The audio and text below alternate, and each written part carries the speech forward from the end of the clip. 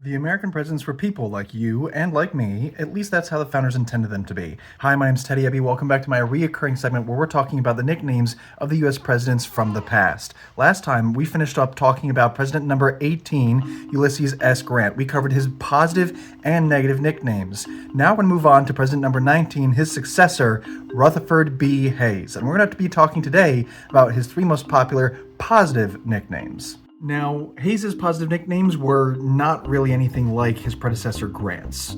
He was not nearly as widely loved. You're not that guy, pal. Trust me. You're not that guy. His reputation was much more about moderation, integrity, and reform rather than one towering persona of presidential power like Grant. He came into the White House after a somewhat disputed election, and that was a difficult thing to overcome to achieve his positive nicknames. Nevertheless, he has plenty, and we're going to move right into positive nickname number one. He was known in political circles as the Squire of Spiegel Grove. Now, this is an odd entry for a first positive nickname because it was primarily given to him after his tenure as presidency. Spiegel Grove is where he retired to after he left the White House. That highlights who Rutherford B Hayes really was. He was a civil servant at heart, and he continued his work in local affairs, veterans issues, and many other problems even after the presidency, from his home in Spiegel Grove. You know, RED, retired, extremely dangerous. And the nuance here is important. The term squire gives him this kind of dignity, but not the kind of pompous aristocratic dignity, but that of a landed individual, someone who is a common man. The term Squire of Spiegel Grove presents him as a country gentleman with responsibility and respect. And it fits Hayes remarkably well. He was not remembered as a bombastic national hero, but rather a citizen squire who continued to quietly work on reforms behind the scenes after he left the presidency. That'll move us right into positive nickname number two, where he was referred to as the Statesman of Reunion. This is more of a retrospective honorific than any sort of campaign nickname. It first appears in Hamilton J. Eckenrode's biography of Hayes. The positive nickname really denotes the fact that Hayes was really trying to move the country from the conflict that Reconstruction had turned out to be under Andrew Johnson and Ulysses S. Grant into more of a cordial state of reunion.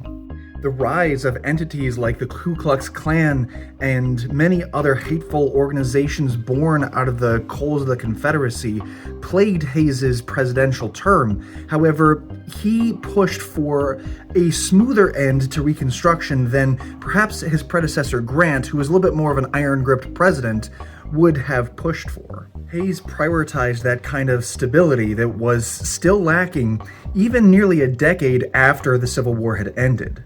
His entire presidency was almost one big compromise, and he rolled with it as that man who sought reunion of that broken union. It's a reunion. And finally, there's positive nickname number three, where he was referred to as the Good Colonel.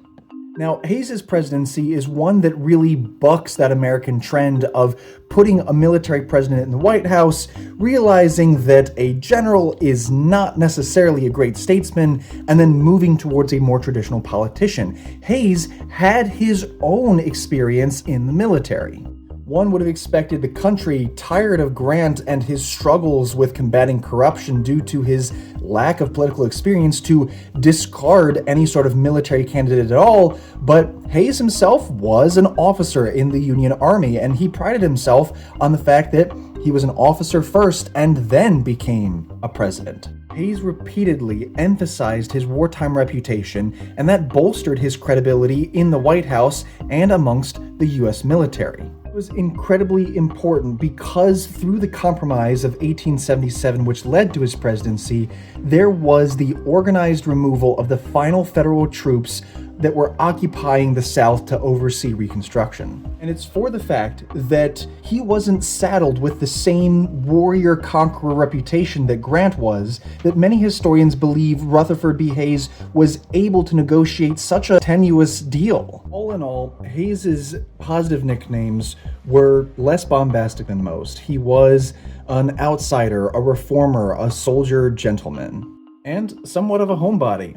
He committed to a one-term pledge where he would only serve for his 4 years, that one singular term, and not run for re-election. And that, combined with the fact that he didn't attract that kind of thunderous, myth-making, nickname-giving clout that many of his predecessors had, allowed his negative nicknames to more greatly define who he's remembered as. You know I have a very bad reputation.